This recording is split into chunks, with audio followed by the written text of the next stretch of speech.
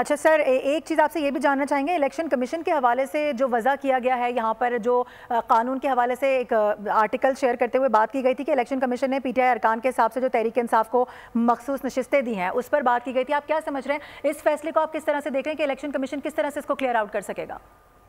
دیکھیں، election commission of Pakistan کو اب سپریم کورٹ آف پاکستان نے کلیئرلی کہا ہے کہ یہ آپ ایک نیا شیڈول جاری ہوگا، اس شیڈول کے اندر جو ہے یہ جس طرح انہوں نے ٹائم 15 دن کا دی ہے وہ اس کو اپلائی کریں گے، وہ اپنے سرٹیفکیٹس دیں گے، اس کے بعد جو دوسرے ہیں وہ بھی سرٹیفکیٹس دیں گے، اور الیکشن کمیشن آف پاکستان جو ہے اس کو اکارڈنگلی فیصلہ کرے گا. اپنے فیصلے کے اندر انہوں نے کہا ہے کہ اگر آپ کو کوئی لیگل انٹرپریٹیشن چاہیے یا کلیریفیکیشن چاہیے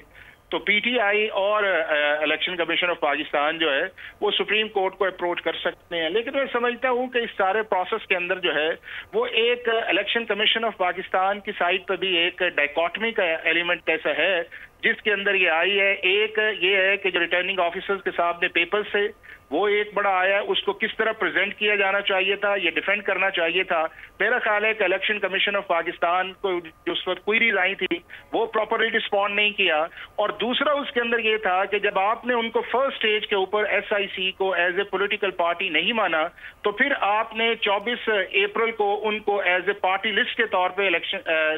نیشنل اسمبلی کے اندر کس طرح ان کو ریکگنائز کر لیا. تو میرا خیال یہ ہے کہ کچھ کانٹراڈکٹری ویوز اور جو ریٹرننگ آفیسرز کے پاس پیپر جمع ہوئے تھے اس کا جو ایڈوانٹیج ہے وہ سپریم کورٹ نے دیا ہے، لیکن وہ جو ایڈوانٹیج یا جو انٹرپریٹیشن کی ہے وہ آرٹیکل 51 اور آرٹیکل 106 کی کلیئر لینگویج سے مطابقت نہیں رکھتی.